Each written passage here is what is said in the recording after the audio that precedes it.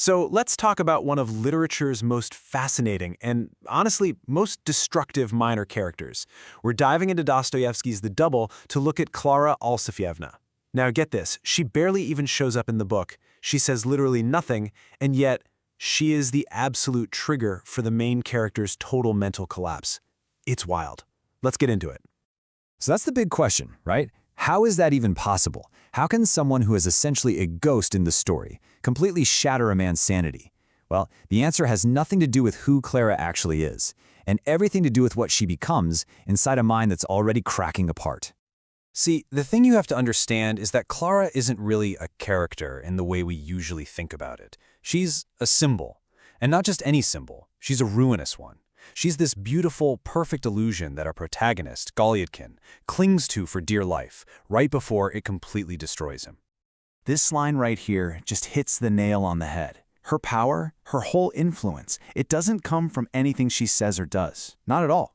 It comes from Golyadkin's desperate, all-consuming need for a savior. He's lost in this mental desert, and he sees her as this oasis, this mirage, and he bets his entire sanity that it's real.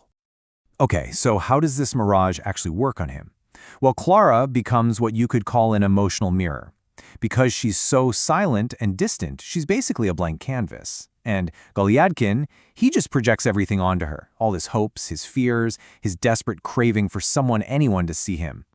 And this is where the disconnect becomes so tragic.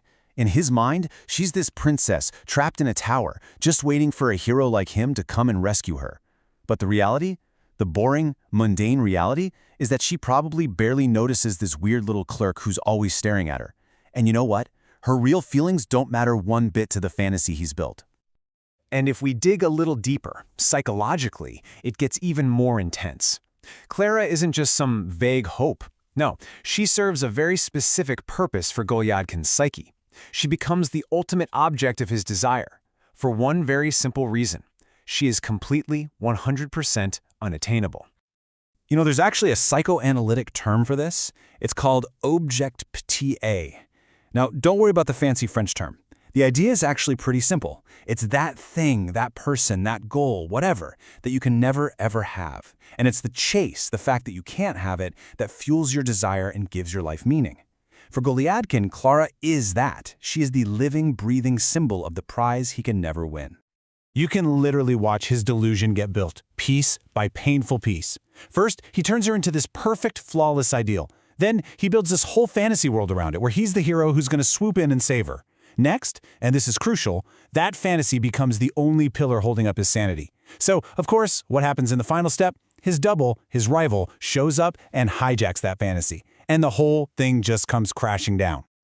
But here's the thing. It's not all in his head. Klara also represents something very real in the outside world of 19th century St. Petersburg.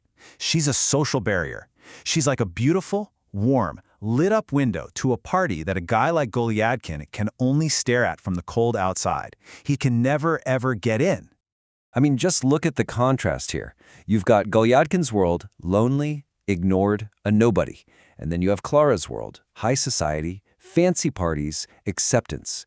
She is the living embodiment of that entire world. Her silence isn't just her being quiet, it's the cold, silent shoulder of an entire social class telling him, you don't belong here. And this is where a character from a Russian novel written over 150 years ago suddenly becomes hauntingly familiar. Because this isn't just about some poor clerk named Golyadkin.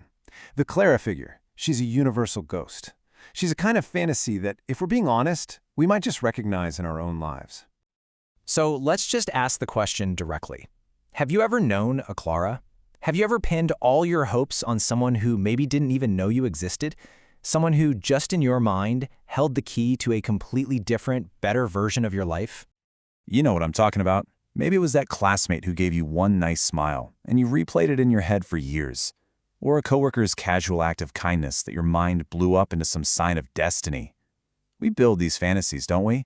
We cling to them, long after we know they're impossible, knocking on a door we know will never open, all because of the face we've imagined on the other side. And that leads us to the final, crushing tragedy at the heart of Golyadkin's story, and maybe at the heart of this whole idea. It's that terrifying moment of clarity that every lonely heart dreads, the realization that the beautiful oasis you saw was just a mirage all along, And the person you were so sure could save you, well, they never even knew you were drowning in the first place.